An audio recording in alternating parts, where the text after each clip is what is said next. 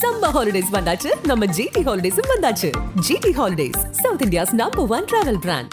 ஆனந்த விகடனில் வெளியான super duper hit தொடரான வீரயுக நாயகன் வேல்பாரி இப்போது ஆடியோ ஃபார்மேட்டில் உங்கள் விகடன் பிளேயில். இப்போவே விகடன் ஆப்பை இன்ஸ்டால் பண்ணுங்க. பிளே ஐகானை கிளிக் பண்ணி வேல்பாரி கேளுங்க. தெய்வத்தாலாகாதெனினும் முயற்சிதன் மெய்வருத்த கூலி தரும், பிறப்புக்கும் எல்லா உயிருக்கும்.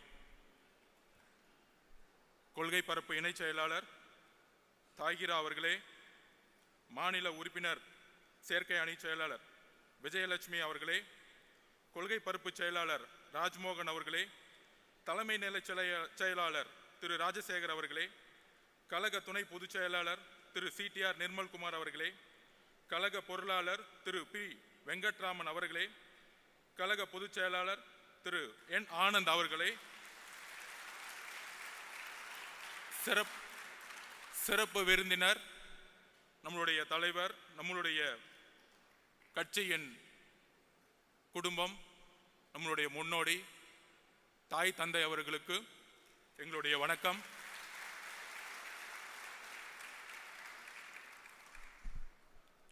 தோழர்களே,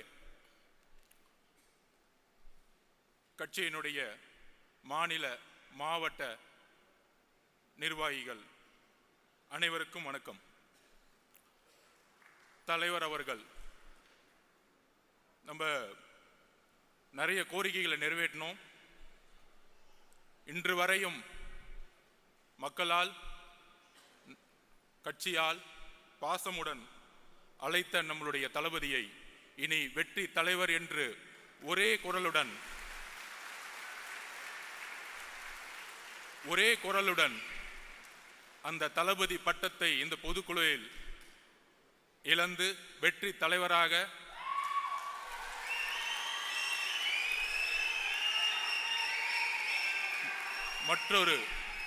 மற்றொரு தீர்மானமாக உங்கள் முன் நான் சமைக்கிறேன். ஆம் என்பவர்கள் கையை தூக்கலாம். ஆம். என்னுடைய தலைவர் அவர்களுக்கும் என்னுடைய அண்ணன் என்று சொல்லக்கூடிய விஜய் அண்ணா அவர்களுக்கும் என்னுடைய வணக்கம். இந்த அவையினுடைய பெயர் ராமச்சந்திரா. 1972 எந்த தீய சக்தியை எதிர்த்து, எந்த ஊழலை எதிர்த்து, எந்த குடும்ப ஆட்சியை எதிர்த்து ஆரம்பித்தாரோ திரு ராமச்சந்திரன் அவர்கள், அவருடைய பெயரிலிருந்து நம்மளுடைய முதல் பொதுக்குழு உதயமாகி கொண்டிருக்கிறது. என்ன ஒரு வரலாறு, என்ன ஒரு வரலாற்று இணைப்பு.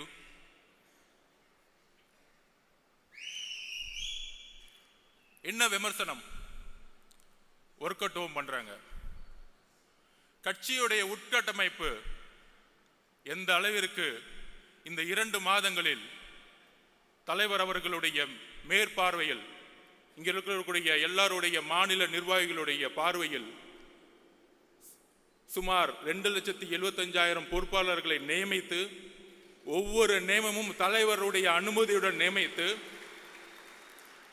70,000 பூத் கமிட்டியில் 50,000 பூத் கமிட்டியுடைய வெரிஃபிகேஷனை முடித்து, ஒவ்வொரு நொடியும் கட்சியினுடைய உட்கட்டமைப்பில் தலைவர்களுடைய பங்கெடுப்பு அபரிமிதமானது.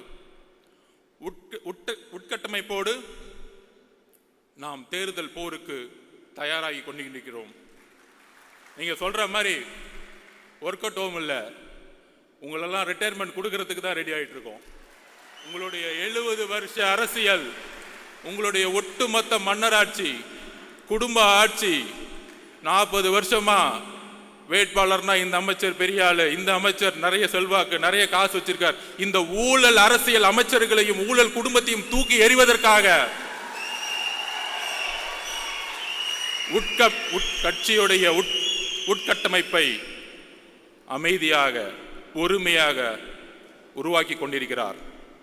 கூடிய விரைவில் பொதுச் செயலாளர் அவர்கள் அறிவிப்பார்கள். கட்சியுடைய உட்டமைப்பு தமிழகமே எதிர்பார்க்கக்கூடிய ஒரு மிகப்பெரிய அதிர்வலையை உருவாக்கக்கூடிய ஒரு மாநாடை நடக்கும் பொழுது கட்சியுடைய உட்கமைப்பு எந்த அளவிற்கு 70 வருட கட்சிகளுக்கு நாம் ஒரு பெரிய சேலஞ்சாக இருக்க போகிறோங்கிறத பதிவு செய்ய கடமைப்பட்டிருக்கிறோம்.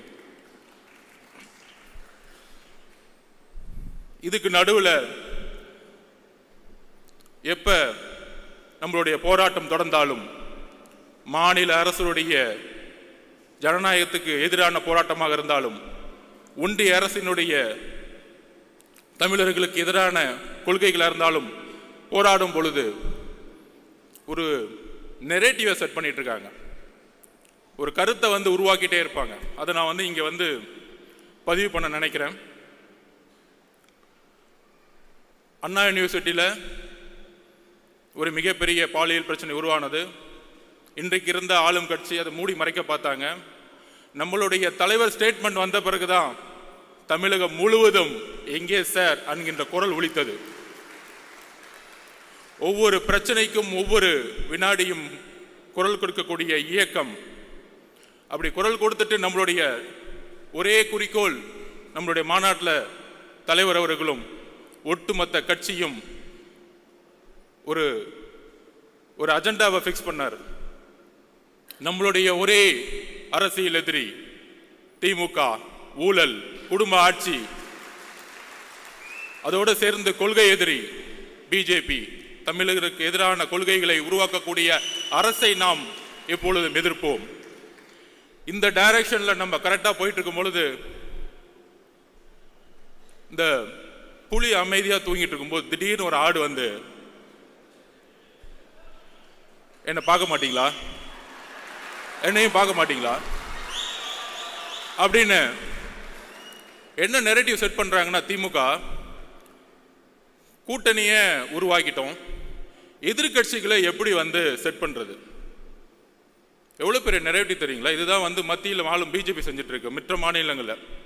ஆனா இங்க எப்படி செய்யறாங்கன்னா, அதாவது போன 2ஆம் ஆண்டுக்கு பிரசாந்த் கிஷோர் வந்தார். ஒரு நண்பரா ஒரு ஆலோசனை சொல்லலாம். ஏன் வந்தாரு? எதிர்காலத்தில் முதலமைச்சராக கூடிய எல்லா தகுதியும் நம்மளுடைய தலைவருக்கு இருக்கு. தமிழக வெற்றி கழகம் ஆட்சியை அமைக்கக்கூடிய வலு இருக்கு. இளைஞர்களோட செல்வாக்கு, பெண்களோட செல்வாக்கு, ஒட்டுமொத்த தமிழ்நாடோட செல்வாக்கு இருக்குங்கிற ஒரு ஸ்ட்ராட்டஜிக் வியூல இங்க வராரு. அவருடைய பதிவு பண்றாரு, பேட்டி கொடுக்கிறாரு. மக்களை அவரு முழுமையாக 24 மணி நேரம் சந்திப்பதற்கு முன்பாகவே 20% மக்களை சந்திக்கும் பொழுது அப்ப அவருடைய ஒரே ஒரு கடமை, அந்த கடமை இன்னும் சில நாட்களில் முடிவற்று ஒவ்வொரு நொடியும் மக்களை நோக்கி என்னுடைய தலைவரும் இங்க கட்சியில் இருக்கக்கூடிய ஒவ்வொரு பொறுப்பாளர்களும் வரும்பொழுது மக்களுடைய உண்மையான பிரச்சனைகளை சொல்லக்கூடிய ஒரே தலைவராக கட்சியாக தமிழகத்தில் இருக்கும். இப்படி நம்மளுடைய பயணம் போயிட்டு இருக்கும் பொழுது நம்ம ஏதோ பிரசாந்த் கிஷோர் அவர்கள் கூட்டிட்டு வந்தவொடனே ஒரு பெரிய டிஎம்கே நமக்கு எதிராக ஒரு கட்டமைப்பு உருவாக்குனாங்க, பீகார் ஹிந்தின்னு. இப்ப திமுக என்ன பண்ணிருக்காங்கன்னா, ஒரு பெரிய நிறுவனம் இருக்கு பெண்ணுன்னு சொல்லிட்டு தன்னுடைய மருமகனை வச்சு நடத்திட்டு இருக்காங்க. அதோட சேர்ந்து ஐபேக் அப்படி ஒரு நிறுவனத்தோட சைன் போட்டிருக்காங்க. ரிஷி அவர்கள் யூபிலேருந்து வந்தவர், முழுக்க பிஜேபிக்காக ஒர்க் பண்ணவர். அதுக்கப்புறம் ராபின் சர்மா மகாராஷ்டிராவில் காங்கிரஸுக்கு எதிராக ஒர்க் பண்ணவர். அதுக்கப்புறம் திரு சுனில் அவர்கள். ஏன்னா இவங்க பேர்லாம் ஏன் சொல்றேன்னா, பிகேவை பற்றி என்னெல்லாம் பேசினாங்களோ இந்த மீடியாவில் பதில் கொடுக்கணும்ல, எங்களுக்கும் அரசியல் தெரியும்ல. 70 வருஷம் கட்சியை நடத்துறவங்க 3 ஸ்ட்ராட்டஜியஸ் அக்ரிமெண்ட் போட்டு என்ன செட் பண்ணிட்டு இருக்காங்கன்னா, எதிர்கட்சிகள் எப்படிலாம் உடைக்கணும், எதிர்கட்சியில் இருக்கிற தலைவர்கள் சுற்றி இருக்க எல்லா தலைவர்களும் எப்படி விலைக்கு வாங்கணும், அப்புறம் எப்படி தமிழக வெற்றி கழகத்தை எதிர்த்து நம்மளுடைய குரலை உடைக்கணும், பல பொய் பிரச்சாரங்களை எப்படி உருவாக்கணும். நமக்குள்ள பல பொய் பிரச்சாரங்களா இருக்கும், நிறைய பொய் பிரச்சாரங்களை உருவாக்குவாங்க. அப்படி செட் பண்ணப்பட்டவர் தான் திரு அண்ணாமலை அவர்கள். அதாவது டெல்லியில மோடி உட்கார்ந்துட்டு மற்ற ஸ்டேட்ல செட் பண்ணிட்டு இருக்காரு, இங்க திமுக அண்ணாமலையே செட் பண்ணிட்டாங்க. அதுதான் புரியல. நல்லா பாருங்க எப்படி டைவர்ட் பண்ணுவார்னு பாருங்க. அதான் நான் சொன்னேன், எங்க தலைவர் புலி மாதிரி அமைதியா இருக்கும்போது திடீர்னு ஒரு ஆடு வந்து சம்பந்தமே இல்லாம எங்களுடைய குறிக்கோள் ஒட்டுமொத்த திமுகவை நாங்க வந்து கேள்வி கேட்டு மக்களுடைய பிரச்சனைகள் குரல் கொடுக்கறதுக்கு நாங்க பிரச்சாரத்தை உருவாக்கிட்டு இருக்கோம். சம்பந்தமே இல்லாம வந்து எங்க தலைவரை பார்த்து, அது ஒரு தொழில், என்னுடைய தொழில், பெண்ணை கேவலமாக பேசக்கூடிய ஒரு தலைவரை பிஜேபி வந்து வச்சிருக்கும் போதே முடிவாயிருச்சு அந்த கட்சி எந்த அளவுக்கு இருக்குது. அக்கா தமிழிசை சவுந்தரராஜன், வானதி அக்காக்கெல்லாம் தெரியும் இந்த தலைவரை பத்தி. எந்த அளவிற்கு திமுகவிற்காக நம்ம அண்ணா யூனிவர்சிட்டி பிரச்சனையை கையில் எடுக்கும் பொழுது, மக்கள் எல்லாம் அந்த பிரச்சனை குரல் கொடுக்கும் பொழுது, எங்கே சார் அங்க பிரச்சனை கொடுக்கும் போது திடீர்னு சட்டையை கழட்டிட்டு சாட்டை அடிச்சுக்கிறது. என்ன அரசியல் பண்றீங்க? யாருக்காக இந்த அரசியல்? பாவம் மோடி அவர்கள் டெல்லியில் உட்காந்து நமக்காக ஒரு பையன் சாட்டையில் அடிச்சிட்டு இருக்கான், நமக்காக ஒரு பையன் கத்திக்கிட்டு இருக்கான், நமக்காக ஒரு பையன் வேலை செஞ்சுட்டு இருக்கான் நினைக்கும் போது அங்கதான் பிரச்சனை இருக்கு. இந்த ஸ்ட்ராட்டஜிஸ்லாம் வந்திருக்காங்களே, அப்பயே கரெக்ட் பண்ணி முடிச்சுட்டாங்க பிஜேபியில். யார தலைவரே கரெக்ட் பண்ணிட்டாங்க. இனி வரும் காலங்களில் எங்கள் தலைவரையும் கட்சியும் தொட்டால் உங்களுடைய உண்மையை தூக்கி எறிவோம் மக்கள் மத்தியில். எழுதி கொள்ளுங்கள். எங்க மேல நீங்க எதுவும் சொல்ல முடியாது. நாங்க ஒன்னும் 10 வருஷம் ஆட்சியில இல்ல, ஊழல் பண்ணல, ஊழல் பண்ண பணத்தை போய் லண்டன்ல வச்சு கொண்டாடல. நாங்க தெளிவா இருக்கிறோம். ஏன் தலைவர் வருஷத்துக்கு 1000 கோடி ரூபாய் சம்பாதிக்கிறத விட்டுட்டு வராரு. நீங்க ஆட்சிக்கு வந்துட்டு ரெட் ஜெயின் கம்பெனி நடத்தி சினிமால சம்பாதிச்சுட்டு இருக்கீங்க. இதுவா அரசியல்? 2018 2021 ரெட் ஜெயின் கம்பெனியுடைய வருமானம் என்ன? 2021 ஆட்சி அமைத்த பிறகு ரெட் ஜெயின் கம்பெனியுடைய வருமானம் என்ன? அரசியல் அதிகாரத்தை வைத்து சம்பாதிக்கக்கூடிய எந்த செயலும் ஊழல் தான்.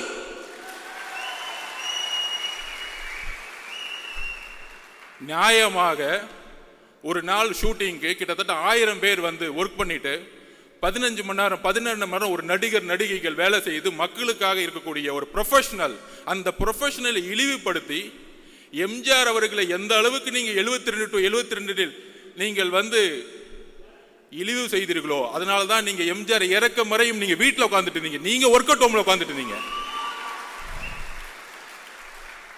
2 மாசம் பொறுமையா உட்கார்ந்து கட்சியோட உட்கட்டமைப்பை வந்து உருவாக்கிட்டு இருக்காரு. எதற்காக? ரிட்டையர்மெண்ட் கொடுக்கறதுக்காக. உங்களுடைய ஒட்டுமொத்த அமைச்சரவையும் ரிட்டையர்மெண்ட்டுக்கு ரெடி ஆகிக்கோங்க. போதும், உங்களுடைய அரசியல் போதும். பார்த்து பார்த்து பார்த்து பார்த்து என்ன இளைஞர்கள் கூட்டம் இருக்கும். ஆமா, பொதுக்குழு ஃபுல்லா இளைஞர் கூட்டம். 1949 அண்ணா உருவாக்கிய போது இளைஞர்கள் மட்டும்தான் கட்சியில் இருந்தாங்க. உங்களுடைய தந்தை கலைஞர் கருணாநிதி 42 வயசுல முதலமைச்சர் ஆனாரு. அவர் மட்டும் இளைஞர் இல்லையா? இளைஞர்கள் கூட்டம் இந்த 2026 புதிய முடிவு எடுக்கும். ஒட்டுமொத்த தமிழ்நாடு மாற்றங்களை உருவாக்கும். ஸோ திமுகவோட அஜெண்டா படி இன்னைக்கு பிஜேபியோட அண்ணாமலையும் செட் பண்ணி முடிச்சுட்டாங்க. நீங்க திடீர்னு நாளைக்கு ஏன் திருப்பி வந்து அண்ணாமலை திடீர்னு வந்து ஒரு பிரச்சாரம் வைக்கும் போது நம்ம போய் அவர் திட்ட வேணாம். அதாவது கட்சியை உட்டமைக்கும் போது நான் கேட்டேன், அதோடைய ஸ்ட்ரக்சரை கேட்கும் போது நான் சொன்னேன் பொதுச்செயலாளர்கிட்ட, அந்த ஐடி விங் எப்படி இருக்கும் அப்படின்னு கேட்டேன். இந்த அண்ணாமலை அவர்கள் பேசின உடனே உலகம் ஃபுல்லா ஐடி விங் இருக்கு. கட்சி நாடு இந்தியா மட்டும் இல்ல, உலகம் ஃபுல்லா ஐடி விங்க வந்து தலைவர் அவர்கள் உருவாக்கி வச்சிருக்கிறாரு. ஐடி விங்க போட்டு கொஞ்சம் கண்ட்ரோல் பண்றதுக்காக தான் ஐடி விங் இருக்கணுமே தவிர திமுக மாதிரி ஒரு 300 பேரை போட்டு யாரா திட்டலாம், ஒரு 200 ரூபா கொடுத்துட்டு யாருக்கு லைக் போடலாம், அப்பான்னு சொன்ன உடனே வந்து ட்ரெண்டிங் எப்படி உருவாக்கலாம், இந்த செட்டிங் வேலைலாம் எங்களுக்கு கிடையவே கிடையாது. சொன்ன அடுத்த செகண்ட் 2 நாள்ல கண்டென்ட்டும் கொடுக்க வேணாம், இதை செய்யுங்கன்னு சொல்ல வேணாம், அடுத்த செகண்ட் அவங்க எடுத்து போடுறாங்க டேட்டாவை. இத பாருங்க, நீங்க சொன்னதுக்கு இது பதில். நான் பொதுச்செயலாளர் சொல்ல, அண்ணே கொஞ்சம் கண்ட்ரோல் பண்ணுங்கண்ணே, போதுண்ணே விட்டுருங்கண்ணே, பாவண்ணே, எவ்வளவுதான் பிரியாணி போடுவீங்க, போதும். அதனால திரு அண்ணாமலை அவர்களே, உங்களுடைய பிரதமர் மோடி அவர்களுக்கு உண்மையாக இருங்கள், உங்களுடைய தலைவர் அவர்களுக்கு உண்மையாக இருக்கு. அதனாலதான் எந்த மீட்டிங்னாலும் கூப்பிடுறதே இல்லை, அடுத்த நாள் கூப்பிடுறாங்க மீட்டிங் கூப்பிட்டா. கட்சியோடைய தலைவரை வந்து மீட்டிங்லேயே வச்சுக்கிறது இல்லை. ஸோ உங்க கட்சிக்கு பூத் கமிட்டி மீட்டிங்லே இல்லை, அதுக்குள்ள ஏன் கட்சியை பார்த்து ஏன் தலைவரை பார்த்து என்ன ஒரு பெண்களை நோக்கிய விமர்சனம் எழுதி வைத்துக் கொள்ளுங்கள். பெண்களை நோக்கிய விமர்சனம் தூக்கி எறியப்படுவார்கள் தமிழக அரசியலில். எழுதி வைத்துக் கொள்ளுங்கள். இதுதான் லாஸ்டா உங்களுக்கு, இதுதான் பதில் எங்களுடைய தோழர்கள். ஏன்னா எங்களுடைய குறிக்கோள் ஆல்ரெடி தலைவர் பிக்ஸ் பண்ணிட்டாரு. திமுக மத்தியில் ஆளும் பிஜேபி. எங்களுடைய குறிக்கோள் ரொம்ப ஸ்ட்ரைட்டா இருக்கு. சும்மா திடீர்னு திமுக செட் பண்ணி தாவேக்கள் குழப்பம், ஜாதி பிரச்சனை. இங்க எங்கப்பா ஜாதி இருக்கு? எங்களுக்குள்ள ஒரு ஜாதியும் கிடையாது. இந்த ஜாதியை உருவாக்குனது நீங்க. 70 வருஷமா திமுக தான் ஜாதியை உருவாக்கி தேர்தல் அரசியல் வச்சிட்டு இருக்கீங்க. யாருக்கு தெரியுதோ? எனக்கு தெரியும். அங்கிருந்தா வந்த வேலை பார்த்துட்டு உடனே கேட்பாங்க, நீங்க அங்கதானே வேலை பார்த்தீங்க? திரு எம்ஜிஆர் அவர்களும் 20 வருஷத்துக்கு மேல அங்கதான் வேலை பார்த்தாரு. உண்மை தெரிஞ்சிச்சு, வெளியே வந்துட்டாரு. அவ்வளவுதான் சப்ஜெக்ட். எம்ஜிஆர் நடிச்சிருந்தா உட்காந்து கான்ட்ராக்ட் வாங்கிட்டு சம்பாதிச்சுட்டு இருக்கலாமே, ஏன் வெளியே வந்தாரு? அண்ணாவுடைய குறிக்கோளை நிறைவேற்ற முடியல, வெளியே வந்தாரு. ஜெயிச்ச பிறகு அண்ணாவோட குறிக்கோளை நிறைவேற்றினார். இன்றைக்கு அண்ணாவுடைய குறிக்கோளையும் பெரியார் அவர்களுடைய குறிக்கோளையும் நிறைவேற்றக்கூடிய ஒரே தலைவர் எங்களுடைய தலைவர். ஒரே கட்சி தமிழக வெற்றியோட கழகம். ஏனென்றால் இன்றைக்கு வரைக்கும் அறிவாலயத்தில் நீங்க பெரியார் போட்டோ வச்சது இல்ல, இன்றைக்கு அறிவாலயத்தில் அம்பேத்கர் சிலை நீங்க வச்சது இல்ல. நீங்க சமூக நீதி பத்தி பேசிட்டு இருக்கீங்க. என்ன சமூக நீதி? என்ன சமூக நீதி இருக்கு?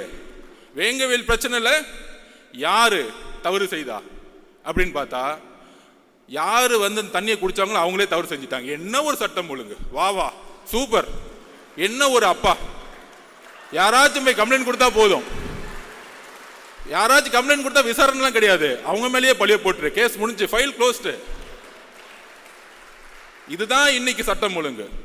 ஒரு பெண்ணு போய் பிரச்சனைன்னு சொல்லிட்டு அண்ணா கொடுத்து எஃப்ஐஆர் லீக் பண்ணிரு, அந்த பெண்ணை வந்து கேவலமா பேசட்டும் சமூகம். இதுதான் காவல்துறை. நம்ம காவல்துறையை திட்டுறோம்.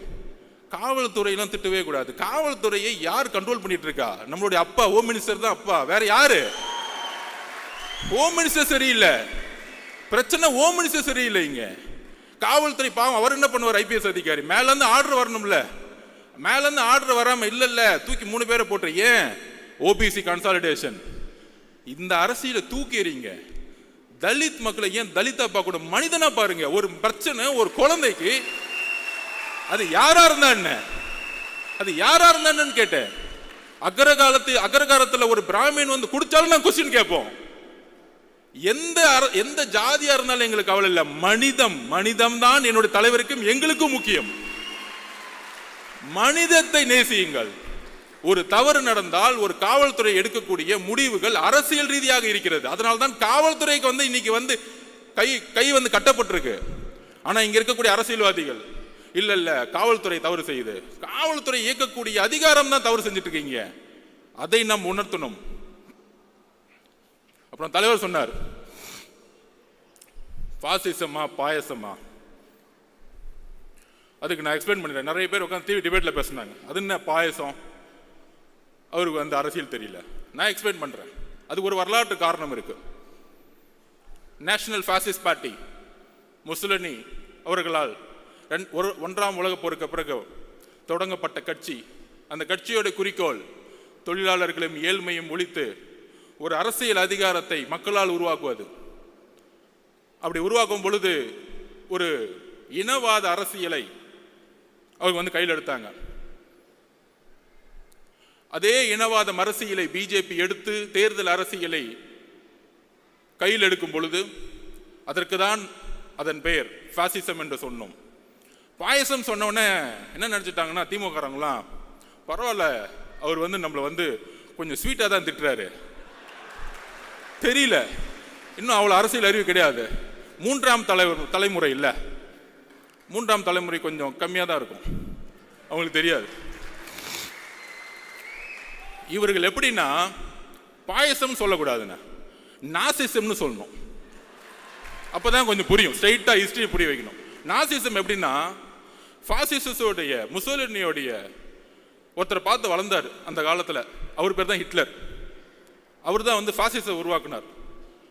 National socialist German labours party, அந்த கட்சியோட பேர் பார்த்தீங்கன்னு வச்சுக்கோங்க, சோசியலிஸ்ட் லேபர் தொழிலாளர்கள் எல்லோரும் சமம் அப்படிலாம் இருக்கும். நம்ம திமுக மாதிரி ஆஹா எவ்வளோ அழகா இருக்கு, அண்ணா அவர்கள் உருவாக்கி ரொம்ப அழகா இருக்கும்.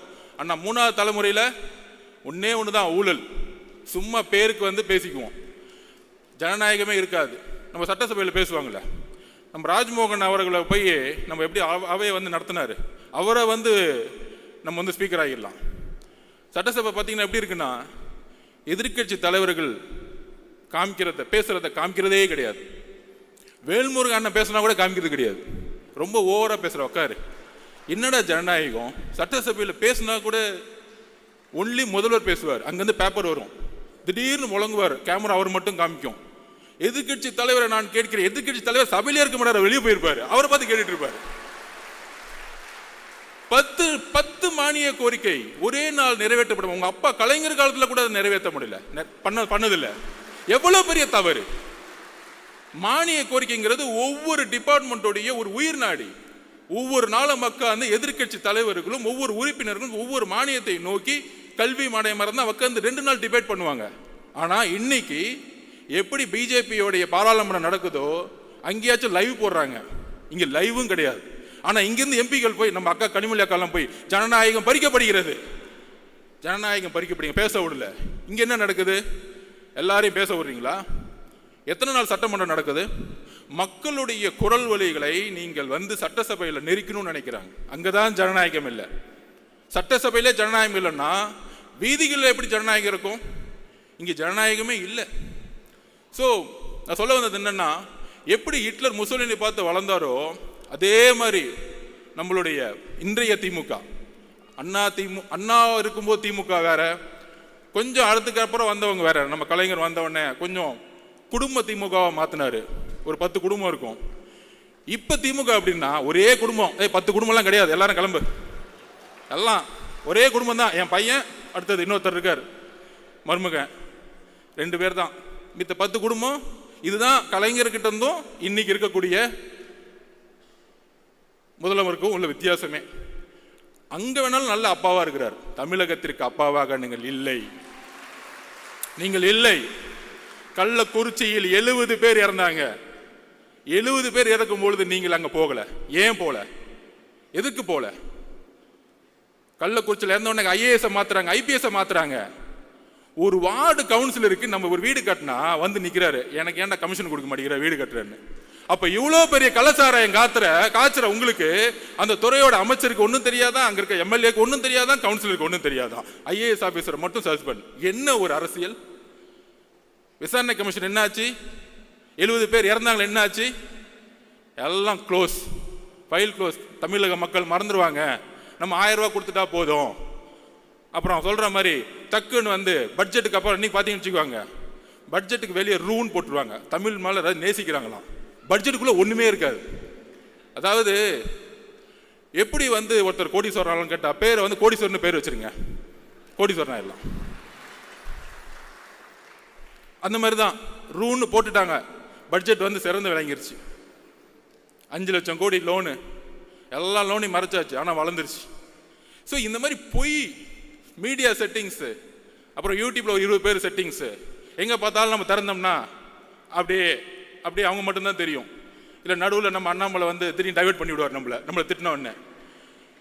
ஆனால் இப்போ அவங்களுக்கு பயம் வந்துருச்சு, என்னப்பா நம்மளை கொஸ்டின் கேட்கறதுக்கெல்லாம் ஆளே கிடையாது, இத்தனை நாள் வரைக்கும் ஒருத்தர் வந்துட்டாரு, இவர் எப்படிப்பா அடக்கிறது?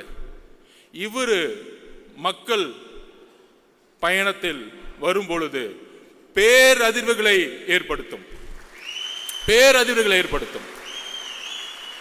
அவர் கேட்கக்கூடிய ஒவ்வொரு கேள்வியும் மக்கள் மனசில் இருக்கக்கூடிய கேள்வி கேட்கக்கூடிய சிந்தனைகளா மாறும். இதை தான் பயப்படுறோம். அதனாலதான் தமிழக வெற்றி கழகத்தின் மீது கடுமையான எதிர்ப்புகளும், ஆளுங்கட்சி, எதிர்கட்சி, ஒன்றிய கட்சி, எல்லா கட்சி எதிரி.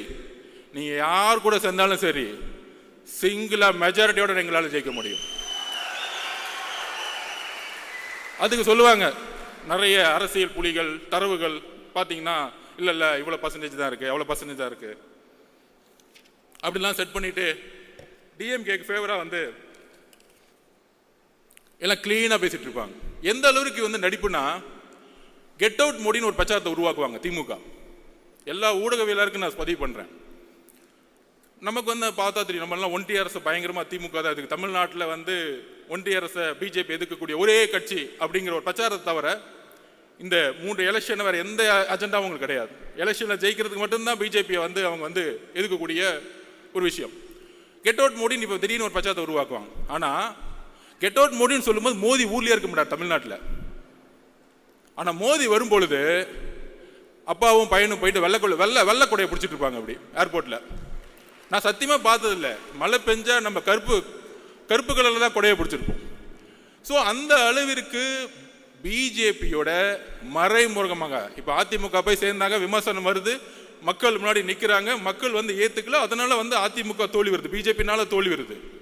ஏன்னா முதல் நாளே முஸ்லீம் கிறிஸ்டியன்ஸ் நம்ம தலித் தோழர்களுடைய ஓட்டு 18% இழந்துருவாங்க பிஜேபி கூட யார் சேர்ந்தாலும். இது எல்லோருக்கும் தெரிந்த அரசியல்.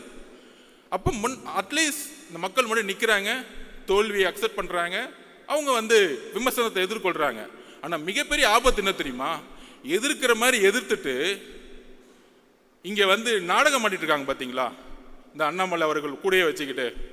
இதுதான் மிகப்பெரிய ஆபத்து. அதனால தான் நம்ம நாசிசம்னு சொல்கிறோம். முசோலினி ஹிட்லர் 2 பேரும் சேர்ந்துக்கிட்டு ஒரு அரசியலை இங்கே உருவாக்கி கொண்டிருக்கிறார்கள். அந்த அரசியலை தமிழகத்தில் தூக்கி எறியக்கூடிய ஒரே கட்சியாகவும் தலைவராகவும் இருப்பதனால தான் நம்ம மேலே இவ்வளோ பெரிய விமர்சனங்கள் வருது. அதை நம்ம புரிஞ்சுக்கணும். ஏன்னா இங்க இருக்க கட்சியில் இருக்கக்கூடிய ஒவ்வொரு நிர்வாகிகளும் அடுத்த 13 மாதங்கள் தேர்தல் பிரச்சாரத்தில் நாம் ஒன்று சேர போறோம். உங்களுக்கு கீழே இருக்கக்கூடிய 70,000 பூத் மெம்பர்ஸ் நீங்க தான். இந்த வேர்கள் தான் நம்மளை சென்ட் ஜார்ஜ் கோட்டையில் தலைவர் அவர்களை உட்கார வைக்க போகுது. இங்க இருக்கக்கூடிய ஒவ்வொரு நிர்வாகிகளும் கடுமையான போராட்டத்திற்கு நம்ம மனசு வச்சுக்கணும். கடுமையா கண்டிப்பா எஃப்ஐஆர் போடுவாங்க, மிரட்டுவாங்க, போராட்டம் நடத்தினா அலோவ் பண்ண மாட்டாங்க. அதையும் மீறி இவங்க சொல்றாங்களே, இவர் களத்துக்கு வர மாட்டேங்கிறாரு, போராட்டம் பண்ண மாட்டேங்கிறாரு. என்ன போராட்டம் பண்ணிட்டு இருக்கீங்க? போராட்டம்னா என்ன பண்ணிட்டு இருக்கீங்க? கமிஷனர்கிட்ட பர்மிஷன் வாங்கி ஒரு இடத்துல போர்டு வச்சுக்கிட்டு 6 மணிக்கு மேல என்ன ஏன் விடலன்னு கேட்கறதா போராட்டம்? இதுவா போராட்டம்? என்ன போராட்டம் தமிழகம் கண்டது? முதலில் சட்ட சீர்திருத்தத்தை, அரசியலமைப்புடைய சட்ட சீர்திருத்தத்தை, ஃபர்ஸ்ட் அமெண்ட்மெண்ட்டை உருவாக்கியது தமிழ்நாடு. இத்தனைக்கும் அன்றைக்கு அண்ணா அவர்களும் பெரியார் அவர்களும் எந்த அரசியலிலும் முதலமைச்சராக கிடையாது, அதிகாரத்தில் கிடையாது, சமூக நீதிக்காக உருவாக்கிய தமிழ்நாடு. அதுதான் போராட்டம். ஜெயபிரகாஷ் நாராயணன் எமர்ஜென்சிக்கு எதிராக 1977 உருவாக்கினாரே மிகப்பெரிய மக்கள் போராட்டம். அதுதான் போராட்டம். பர்மிஷன் வாங்கி 6 மணிக்கு போர்டு வச்சுட்டு அதுதான் தலைவர் சொன்னார். என்ன சார் போராட்டம் பண்றாங்க, நடிக்கிறாங்க எல்லாம். மக்கள் முன்னாடி மீடியா முன்னாடி நின்றுட்டு போர்டை பிடிச்சிட்டு அன்னைக்கு டீலிமிடேஷன் நடந்துட்டு இருக்கும்போது அண்ணாமலை அவர்கள் போராட்டம் பண்ணிட்டு இருக்காரு. எங்கன்னா வீட்டுக்கு வெளியே நின்றுக்கிட்டு. ஏன்னா ரோட்டுக்கு போனால் தூக்கிட்டு போயிடுவாங்க, ஃப்ளைட்டு மிஸ் ஆகிடும். என்ன போராட்டம் இதெல்லாம்? நீங்க என்ன பார்த்து போராட்டம் தெரியுமா? வெயிட் பண்ணுங்க, இன்னும் 2 மாசம் போராட்டம்னா என்னன்னு காமிக்கிறோம். உண்மையான போராட்டத்தை எங்கள் தலைவர் தமிழகத்திற்கு அண்ணாவுக்கு காமிப்பார், ஜெயபிரகாஷ் நாராயண வழியில் காமிப்பார். உண்மையான போராட்டம் என்ன? நாங்கள் உண்மையாக மக்களுக்காக போராட்டத்தை உருவாக்கி கொண்டிருக்கின்றோம். நாங்கள் அதை தெளிவா இருக்கிறோம். நடிக்கணும்னு அவர் சொல்றதா எப்பயுமே நம்ம உண்மையா இருப்போம். ஒரே குறிக்கோள் தான், மக்கள்கிட்ட உண்மையா இருப்போம், சமநிலையா இருப்போம். அதை நிர்வாகக்கூடிய ஒரே கழகம் இன்றைக்கு. எல்லாம் காம்ப்ரமைஸே கிடையாது, எல்லா கட்சியும் காம்ப்ரமைஸ். ஒன்னு மணி, ஒன்னு ஊழல், ஒன்னு குடும்பம், சொல்றதுக்கு ஒண்ணுமே இல்லை. விமர்சிக்கவே வேணாம். இனிமேட்டு நம்மளுடைய உரிமை, நம்மளுடைய கடமையை நோக்கி நம்ம போவோம், மக்கள்கிட்ட போவோம். அதுக்கான போராட்ட களத்தை தலைவர் அவர்கள் கட்சியுடைய கட்டமைப்போடு உருவாக்கி கொண்டிருக்கிறார். அதை நாம் நம்புவோம். எல்லாரும் சொல்ற மாதிரி தலைவர்கிட்ட இன்னைக்கு ஒரு அதிகாரம் கொடுத்துட்டோம். கூட்டணி எதுவா இருந்தாலும் தலைவர் கையில் நம்ம அதிகாரத்தை கொடுத்துட்டோம். அவருக்கு தெரியும் மக்களோட வழியில் நல்ல முடிவு எடுப்பார். அந்த முடிவு 2026 மாற்றத்தை உருவாக்கும்.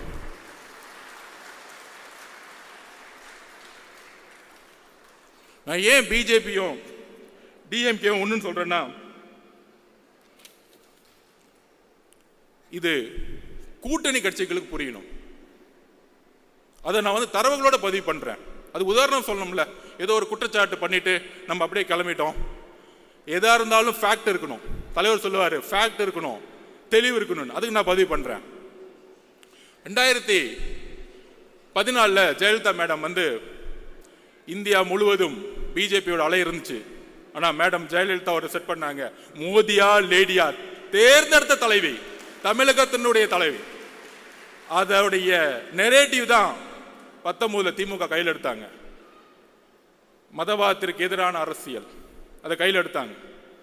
கடுமையான ஒரு பிரச்சார மூலம் மிகப்பெரிய வெற்றி.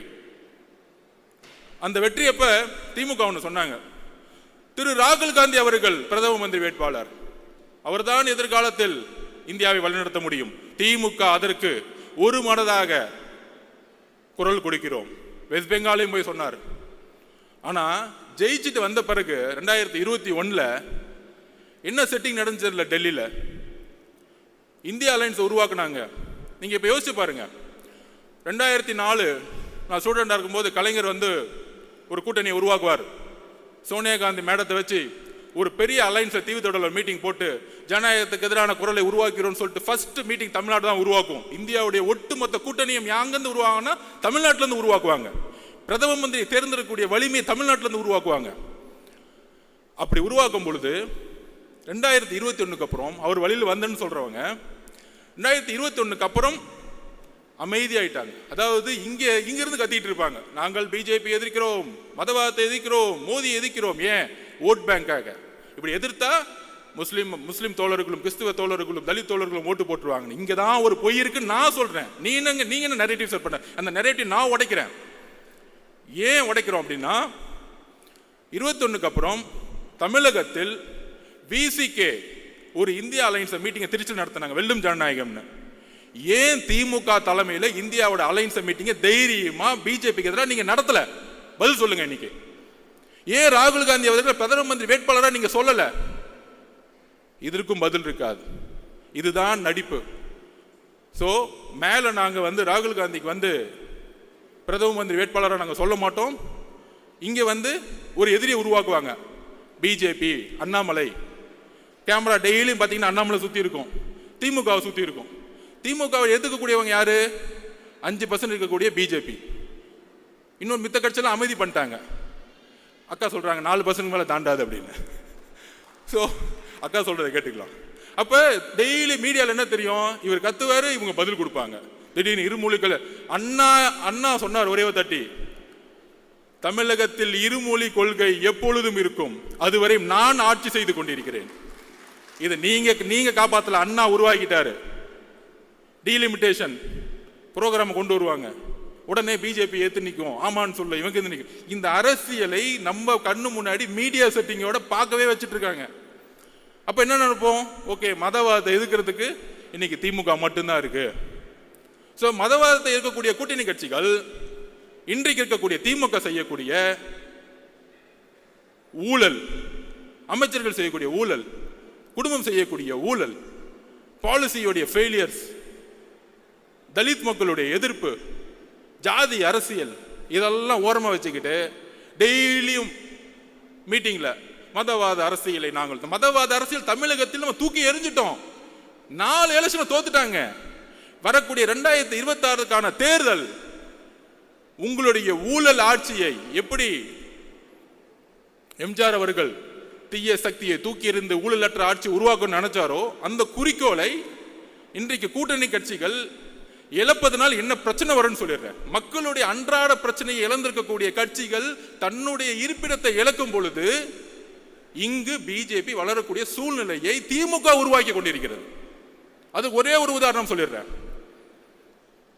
திரு வைகோ அவர்கள் சிறந்த பேச்சாளர், தமிழ் தேசியத்துக்காக மிகப்பெரிய பேசுவார். ஆனால் கூட்டணி கட்சியை எப்படி ஹேண்டில் பண்ணாங்க? 2021 நம்ம தலைவர் சொன்னாரு, அதிகார பகிர்வு. ஏன்? எல்லோரும் சமமாக நினைக்கக்கூடிய சிந்தனை இருப்பதனால் அதிகார பகிர்வுன்னு சொன்னாரு. வேற எதுவும் கிடையாது. நம்ம கூட வரவங்க எல்லாருக்கும் அதிகாரம் கொடுக்கணும். அதிகாரம் கொடுக்கும் பொழுது அந்த அதிகாரம் பரவலாக்கும் பொழுது மக்களுடைய முன்னேற்றம் இருக்கும். திரு வைகோ அவர்களை எப்படி காலி பண்ணாங்க தெரியுமா? 6 தொகுதி கொடுத்துட்டு டிஎம்கே சிம்பிள் நிக்க வச்சுட்டாங்க. இன்னைக்கு வைகோ அவர்களுக்கு சட்டசபையில மெம்பர்ஸே கிடையாது. கடைசியில் அவருடைய மகன் ஒரு அமைச்சர் முன்னாடி கண் கலங்கி அழுகுறார், நான் சொந்த சிம்பிள் தான் நிற்பேன் அப்படின்னு. இதுதான் உங்களுடைய கூட்டணியுடைய அடக்குமுறை, இதுதான் சர்வாதிகாரம், இதுதான் நாசிசம், இதுதான் ஹிட்லர். ஜனநாயகம் பேசிக்கொண்டு ஹிட்லர் எப்படி ஆட்சியை பிடித்த பிறகு ஒரு டிக்டேட்டர்ஷிப்பை அரசை உருவாக்கினாரோ, ஜனநாயகத்தை பேசி ஆட்சிக்கு வந்தவுடன் வெறும் பிஜேபி எதிர்ப்பு என்ற ஒற்றை காரணத்தை வைத்து நீங்கள் தொடர்ந்து 3 தேர்தலில் வென்று கொண்டு அதை உடைக்கக்கூடிய ஒரே சக்தி எங்களுடைய கட்சி தலைவரும் தாவேக்காவும் தான். அதற்கான பயம்தான் எங்கள் மீது பல தரப்பட்ட விமர்சனங்கள். அந்த நாடகத்தன்மையோடு நான் ஒரு கொஸ்டின் கேட்கிறேன் கூட்டணி கட்சிகளுக்கு.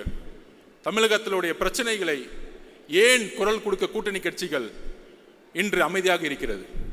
அமைதியாக இருக்கும் பொழுது மக்களுடைய உணர்வு எப்படி வெஸ்ட் பெங்கால்ல கம்யூனிஸ்ட் தோழர்கள் அமைதியாக இருக்கும் பொழுது எப்படி பிஜேபி 2ஆம் இடத்துக்கு வந்ததோ, அதே போல திமுக பிஜேபி வளர்க்கிறதுக்கான எல்லா வேலைகளையும் செய்து கொண்டிருக்கிறது.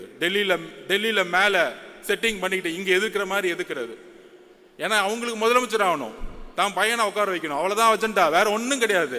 டீலிமிட்டேஷன் மீட்டிங் நடத்தினாங்களே, பாவம் முதலமைச்சர்கள்லாம் வந்துட்டாங்க. அண்ணா அக்கா வழிமொழிறாங்க, தம்பி பேசுறாரு, அப்பா பேசுறாரு. என்ன குடும்ப மீட்டிங்? பேசாம ஒரு பர்த்டே ஃபங்க்ஷன் வச்சிடலாமே. டீலிமிட்டேஷன் மீட்டிங்கா இல்ல பிறந்த நாள் விழாவாது?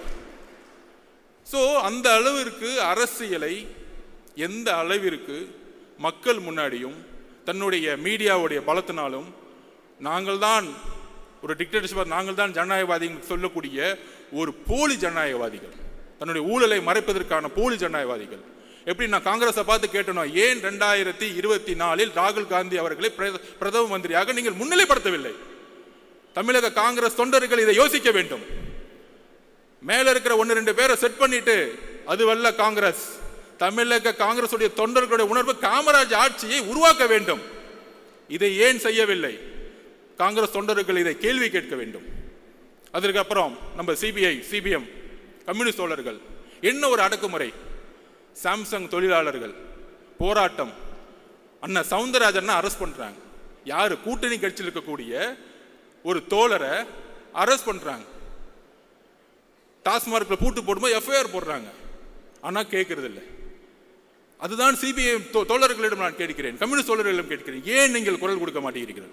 எதற்காக கேட்டா பிஜேபி வந்துடும். பிஜேபியை மக்கள் தொடை தெரிந்து விட்டார்கள். அதை நாம் நம்புவோம், அதை நாம் நம்புவோம்.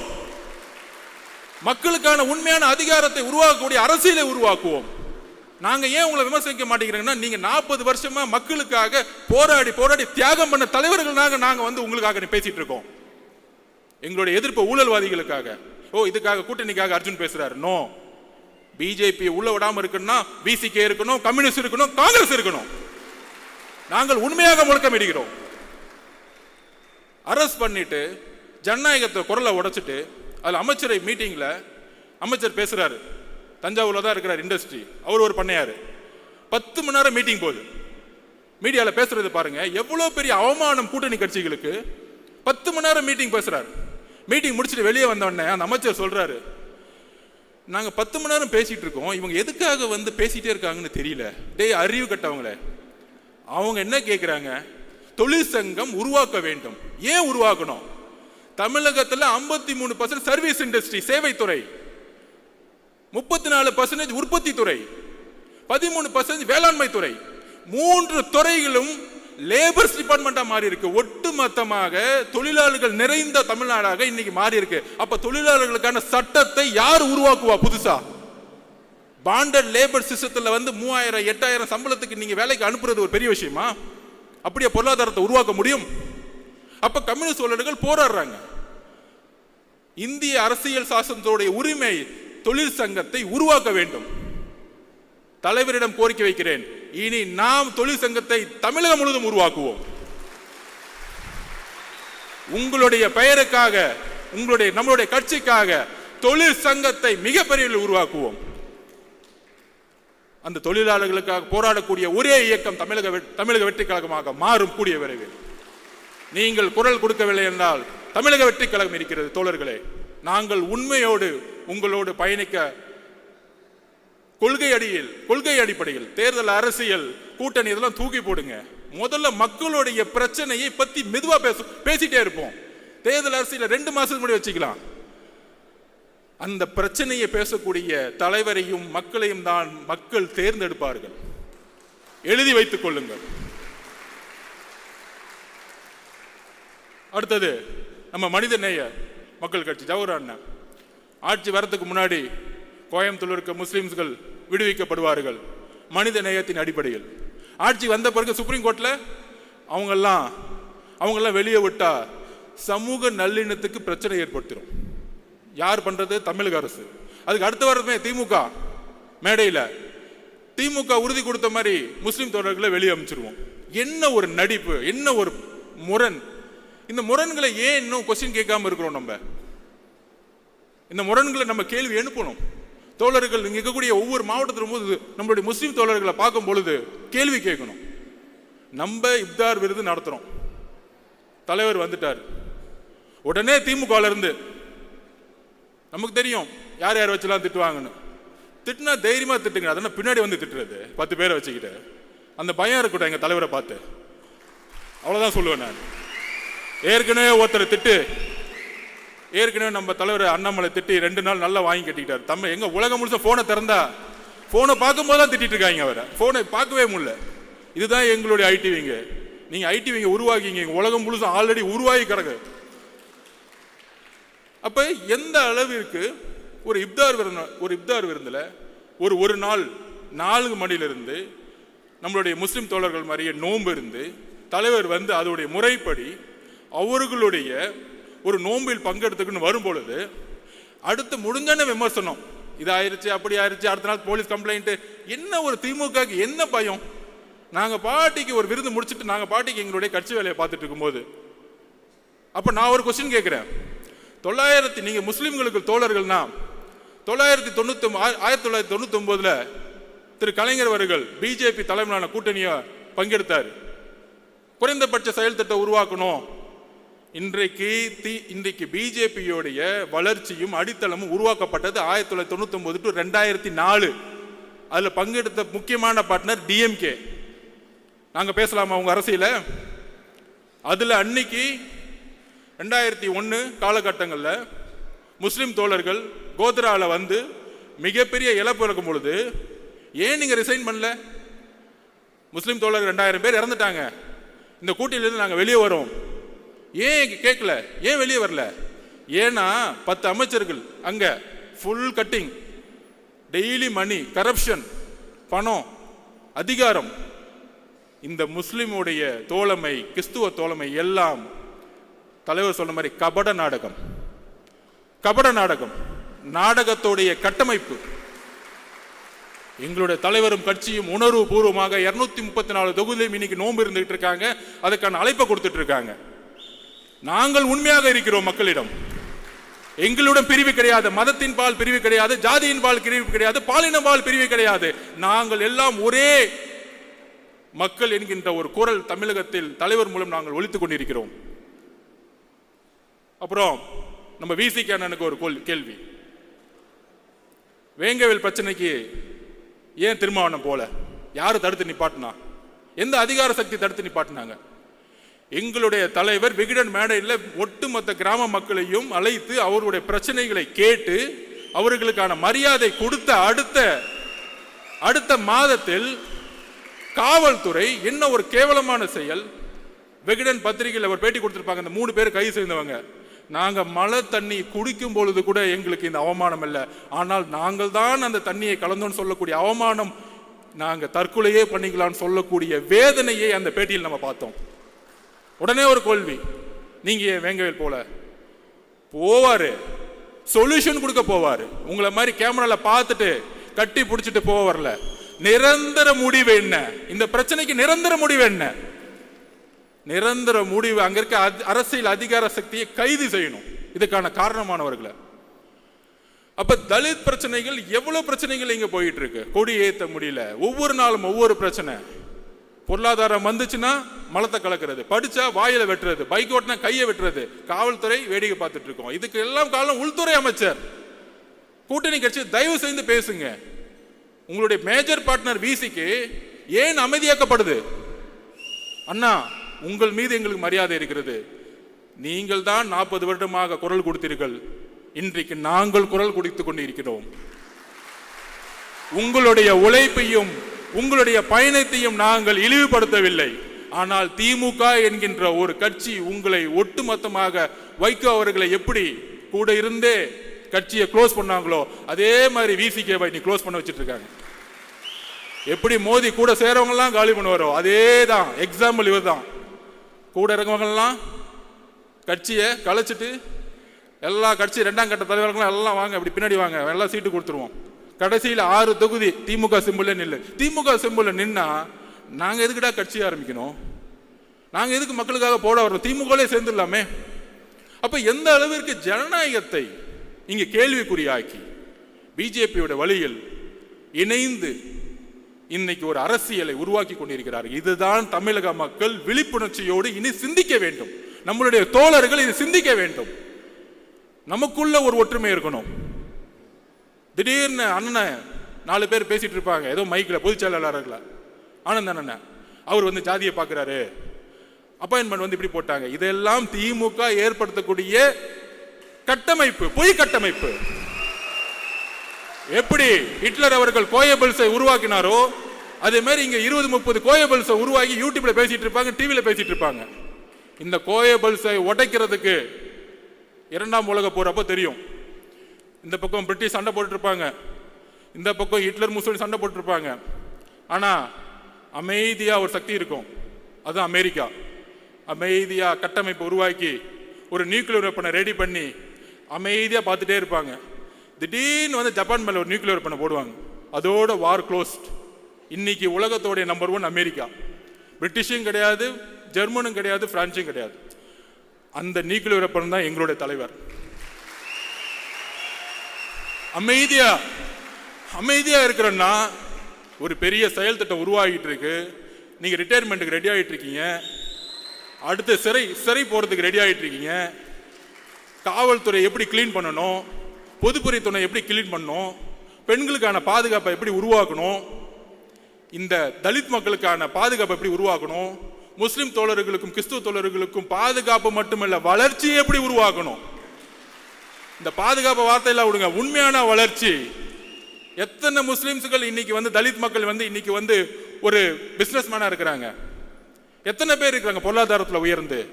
இதுதான் 70 வருஷமா இவன் கட்டமைச்சக்கூடிய வளர்ச்சி. இவங்க சொல்லுவாங்க ஜாதி 100 உடனே பேசுவாங்க, ஜாதி 1000 வருஷமா இருக்கு, இதை உடனே எப்படி ஒழிக்க சொல்லலாம் திமுக பார்த்து. அதே காலகட்டத்தில் நம்பூதிரிபாடு அவர்கள் அரசியலை மாற்றினார். காங்கிரஸ் இல்லாத முதலமைச்சர், அதற்கு அப்புறம் அண்ணா. நம்பூதிரிபாடு அவர்களால் உருவாக்கிய கம்யூனிஸ்ட் கட்சி இன்றைக்கு ஜாதியின் கட்டமைப்பில் உருவாக்கிய தேர்தல் அரசியலை ஒழிச்சிருக்கு. இன்னைக்கு கம்யூனிஸ்ட் பார்ட்டி இன்னைக்கு கேரளாவில் ஒழிச்சிருக்கிறாங்க. தோழர்னு சொல்லக்கூடிய 20 வயசு பெண்ணை கூட இன்னைக்கு எம்எல்ஏ ஆக்குறாங்க, மினிஸ்டர் ஆக்குறாங்க. ஆனா தமிழகத்தில் நடந்துட்டு இருக்கா? பேசிக்குவாங்க, அங்க யாருப்பா இருக்கிறா? அங்க 60% நம்பால் தான்ப்பா இருக்கிறாங்க. இன்னும் நம்பால் எல்லாருமே நம்பால் தான்ப்பா. என் தலைவரை பொறுத்த வரைக்கும் எல்லாமே நம்பால் தான். தோழர்களே, தலைவருடைய குறிக்கோள் இங்க இருக்கக்கூடிய எல்லோரையும் ஒரே, இங்க ஆதவ அர்ஜுனாவும் சரி, அர்ஜுனாவும் ஆனந்தனும் சரி, எல்லோரும் ஒரே குரல் தான், ஒரே பார்வை தான். நமக்குள்ள அந்த ஒற்றுமை இருக்கு. அதிகாரம்லாம் கிடையாது. என்னுடைய வேலை நான் செஞ்சுட்டு இருக்கேன். இங்க ஒவ்வொருத்தரும் அவருடைய வேலையை நாம் இணைப்பின் மூலம் உருவாக்கும் பொழுது மிகப்பெரிய அரசியல் சக்தியை உருவாக்கும். இதுதான் அண்ணா வலியுறுத்தினார். அண்ணா அப்படிதான் ஜெயிச்சார். இவங்க சொல்றாங்க அது எப்படி நீங்க ஜெயிச்சிருங்க, 1 வருஷம் தானே ஆச்சு, அப்படிலாம் பேசுவாங்க. நான் அதுக்கு ஒரு உதாரணம் சொல்றேன். 1971 எலெக்ஷன் வந்துச்சு. 1967 அண்ணா அவர்கள் வெற்றி பெற்று இறந்த பிறகு முதல் தேர்தல் எம்ஜிஆர் அவர்களுடைய துணையுடன், மாவட்ட செயலாளர் கட்சியுடைய துணையுடன் இவர் வந்து முதலமைச்சர் ஆறாரு. எலெக்ஷனை வந்து முன்னாடியே வைக்கிறாங்க, பின்னாடி வைக்க வேணான்னு 1 வருஷம் முன்னாடியே வைக்கிறாங்க. 1971 எலெக்ஷன் நடந்துச்சு. எம்ஜிஆர் அவர்களுடைய போராட்டம், எம்ஜிஆர் அவர்களுடைய பிரச்சாரம், கட்சியுடைய ஒட்டுமொத்த பொதுக்குழு, மாவட்ட செயலாளர் கட்டமைப்பு எல்லாம் திமுக கிட்ட இருக்கு, கலைஞரிடம் இருக்கிறது. பணம் இருக்கு, முதலமைச்சர், ஆட்சி அதிகாரம். நீங்க சொல்றக்கூடிய 1949 இருந்து அண்ணா அவர்கள் உருவாக்கிய கட்டமைப்பை கலைஞர் கையில் வச்சுட்டு இருக்கார். எவ்வளவு பெரிய சக்தி! கலைஞரும் ஒரு இளைஞர், எவ்வளவு பெரிய சக்தி! இந்த சக்தியை ஒரு துரோகத்தின் அடிப்படையில் எம்ஜிஆர் அவர்களை வெளியே அனுப்புறாங்க. எம்ஜிஆர் வெளியே வரும்போது எந்த மாவட்ட செயலரும் கூட கிடையாது, கட்சியுடைய கட்டமைப்பு கிடையாது. தோழர்கள், இதுதான் நீங்க புரிஞ்சுக்கணும். கட்சி கட்டமைப்பு கிடையாது, பெரிய பணபலம் கிடையாது. ஆனால் எம்ஜிஆர் அவர்கள் 1977 ஜெயிச்சு இறக்கும் வரைக்கும் ஜெயிச்சுட்டே இருந்தார். அதுக்கான காரணம் தெரியுமா? கலைஞரிடம் கட்டமைப்பு, பணபலம், அதிகாரம், காவல்துறை எல்லாம் இருந்துச்சு. ஆனா வெற்றி பெற்றதுக்கு காரணம், எம்ஜிஆருக்கான காரணம் ஒன்னே ஒண்ணுதான். எம்ஜிஆரிடம் உண்மை இருந்தது, கலைஞர்களிடம் அநீதி இருந்தது. மக்கள் உண்மையை நம்பினார்கள், மக்கள் உண்மையை நம்பினார்கள். அதனாலதான் நீங்க சொல்லக்கூடிய 45%, 30%. 1971 கலைஞர் எடுத்த பர்சன்டேஜ் என்ன தெரியுமா? 48%. 184 தொகுதி, கூட்டணி சேர்ந்து 203 தொகுதி. இத்தனை மிகப்பெரிய வெற்றியை இன்றைய வரைக்கும் எந்த தலைவரும் பெற்றது கிடையாது. எம்ஜிஆருடன் சேர்ந்திருந்ததால், துரோகத்தால் அந்த வெற்றியை 1977 இழந்தார். அப்ப கலைஞரும் திமுகவும் அடைந்த, அண்ணா உருவாக்கிய கட்டமைப்போடு இருக்க திமுக ஏற்பட்ட ஓட் பேங்க் என்ன தெரியுமா? 24%. 48% எப்படி 24% குறைந்தது? ஏனென்றால் மக்கள் உங்களிடம் உண்மை என்பதை புரிந்து கொள்ளும் பொழுது 24% மக்கள் வெளியேறி உண்மையான தலைவரிடம் இணைந்தார்கள். அப்படி உண்மையாக மக்கள் நம்மளுடைய தலைவரிடம் இணையக்கூடிய காலம் 2026. இதுதான் நான் உதாரணமா சொல்றேன். இந்த உதாரணம், இந்த கணக்கெடுப்பு, இன்னுமேட்டு கணக்கெடுப்பு பேசக்கூடிய புலிகளுக்கு பதில் இதுதான். இந்த புலிகளுக்கு எல்லாம் பதில் சொல்ல வேணாம். அது புலிகள் இல்லை, எலிகள், திமுகவுடைய எலிகள். நிறைய எலிகளை விட்டுருக்காங்க. அது கண்டுக்கூடாது. நம்ம டிவியை பார்க்கறத விட்டுட்டு நம்ம பயணத்தை நம்மளுடைய களத்துக்கு தைரியமா சொல்லுவோம். நீங்கள் தான் இந்த நாட்டின் மன்னர்கள் மாதிரி. நாம் வெற்றி பெறும் பொழுது மன்னர் குடும்பம் அகற்றப்பட்டு நாம் மன்னர்களாக உருவாக்கக்கூடிய தலைவரை நாம் உருவாக்கி இருக்கிறோம். அதே மாதிரி அடுத்த ஒரு விஷயம், நம்ம எல்லாம் மனசை உடைக்கிறதுக்கு இதெல்லாம் பேசிக்குவாங்க. இல்ல பெரிய கூட்டணி திமுக, மக்களுடைய பிரச்சனைகளை தினமும் பேசாத எந்த கூட்டணியும் எவ்வளவு பெரிய தோல்வி அடைங்கிறதுக்கு ஒரு உதாரணம் சொல்றேன். 2011 தேர்தல், 2011 தேர்தலில் ஒரு விமர்சனம் ஜெயலலிதா அம்மாவை பார்த்து, தூங்கிட்டு இருக்காங்க, உடம்பு சரியில்லை, கட்சியில் இருக்கவங்களாம் வெளியே போயிட்டாங்க, கட்சி கட்டமைப்பு போயிருச்சு. அப்ப எழுதி வச்சுக்கோங்க, திமுக 30%, கலைஞர் என்ன நினைச்சாரு? திமுக 30%, காங்கிரஸ் சேர்த்துக்கிட்டா 10%, 40%, பிஎம்கே 8%, 48, விசிகே 3-4%, எல்லாரையும் சேர்த்து 55%. 2011 200 தொகுதி ஜெயிச்சிருவோம்னு ரிப்போர்ட் கொடுத்தாங்க. இதே மாதிரி தான் இப்ப சொல்லிக்கிறாங்களே 200 தொகுதியை ஜெயிச்சிருவோம். அப்ப அவங்க அப்பா 2011 சொல்லிக்கிட்டாரு 200 தொகுதியில் ஜெயிச்சிருவோம் அப்படின்னு. மக்கள் 2 மாசம் தான் பிரச்சாரம். அதான் சொன்ன, தேர்தல் அரசியல் நம்ம லாஸ்ட் 2 மாசம் பார்த்துக்கலாம். 2 மாசம் தான் பிரச்சாரம். ஜெயலலிதா அம்மானால 203 தொகுதியில் ஜெயிச்சு எதிர்கட்சி தலைவர் கூட ஆகல. நீங்க இதுதான் அரசியல், இதுதான் மக்கள். பெரிய கூட்டணி கூட இருக்கிற கால்குலேஷன் இதெல்லாம் மக்கள் முன்ன எடுபடாது. நீங்கள் மக்களிடம் உண்மையாக இருக்கிறீர்களா? இந்த கூட்டணி மக்களிடம் உண்மையாக இருக்கிறதா? அந்த தேர்தல் 2011 காங்கிரஸ், அதே காங்கிரஸ் 8% வாங்கினாங்க, பிஎம்கே அதே % வாங்கினாங்க. ஆனா திமுக 22% போயிட்டாங்க. திமுகனால கூட்டணி கட்சிகளே தோத்துட்டாங்க. கூட்டணி கட்சிகள் நல்ல கட்சிகள் தான், அவங்க ஊழல் பண்ணல, பிரச்சாரம் வாழ்க்கை புதுசா போராடிட்டு இருப்பாங்க. கம்யூனிஸ்ட் தோழர்கள், பிசிகே தோழர்கள் போராடிட்டு இருப்பாங்க, நல்ல தலைவர்கள்.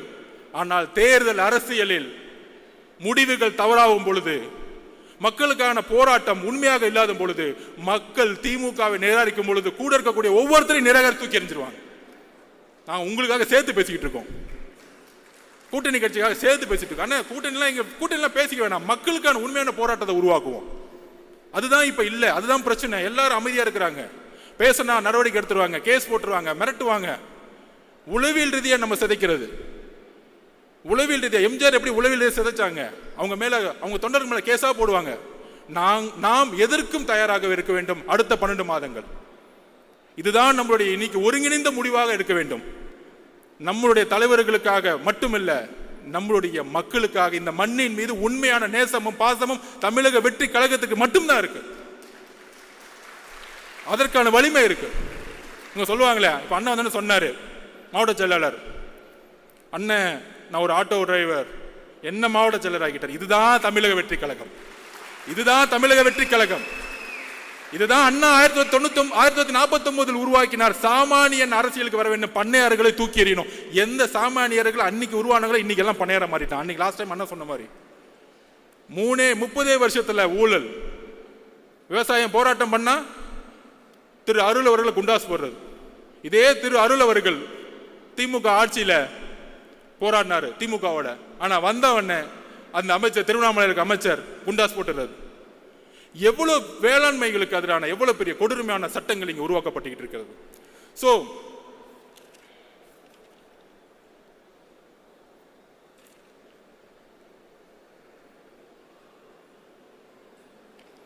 விமர்சனம்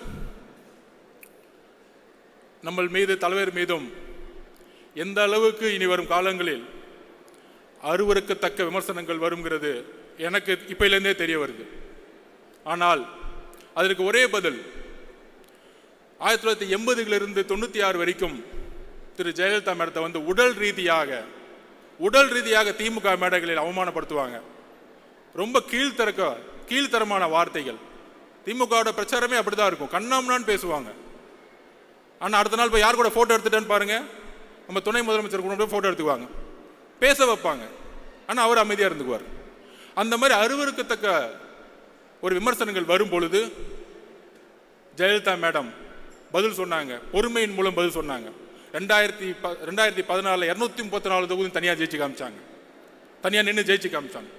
ஸோ நம்மளுடைய தலைவர் அண்ணா எம்ஜிஆர் அவர்களுக்கு பிறகு ஒரு புதிய தலைமையை தமிழகம் எதிர்நோக்கி காத்து கொண்டிருக்கிறது. நமக்கான அரசியல் சூழ்நிலை உருவாக்கி கொண்டிருக்கிறது. இவங்க செட் பண்ண நெரேட்டிவ், நமக்கு எதிரான பொய் பிரச்சாரங்கள், இவங்க சொல்லக்கூடிய கால்குலேஷன்ஸ், உங்களுக்கு 20% இருக்கும், 30% இருக்கும். இந்த உடவியல் எல்லாம் தூக்கி எறிந்து எப்படி 77 ஒரு மாற்றங்கள் 48% 24% மக்களால் தூக்கி எறியப்பட்டார்களோ அதே போல வரக்கூடிய தேர்தல் 2026 தமிழக வெற்றி கழகம் மிக பெற அளவில் மக்கள் பேராதுடன் ஆட்சி அமைத்து தலைவர் அவர்கள் முதலமைச்சராகவும் நம்மளுடைய இணைந்து வரக்கூடிய கட்சிகள் ஆட்சி அதிகாரத்தில் சரிசமமான ஒரு புதிய அரசியலை உருவாக்கி அதற்கான பயண திட்டத்தை உருவாக்கி ஒரு புதிய வரலாறு உருவாக போகிறது. அந்த வரலாற்று நிகழ்வில் நாம் தான் இணைந்து உருவாக்க போகிறோம். இங்க இருக்கக்கூடிய ஒவ்வொரு தோழர்களும் தோழிகளும் இணைந்து அந்த வரலாற்றை உருவாக்குவோம். நன்றி, வணக்கம். சம்மர் ஹாலிடேஸ் வந்தாச்சு, நம்ம ஜிடி ஹாலிடேஸும் வந்தாச்சு. GT holidays, South India's #1 travel brand. Ananda விகடனில் வெளியான சூப்பர் டூப்பர் ஹிட் தொடரான வீரயுக நாயகன் வேல்பாரி இப்போது ஆடியோ ஃபார்மேட்டில் உங்கள் விகடன் பிளேயில். இப்போவே விகடன் ஆப்பை இன்ஸ்டால் பண்ணுங்க. பிளே ஐகானை கிளிக் பண்ணி வேல்பாரி கேளுங்க.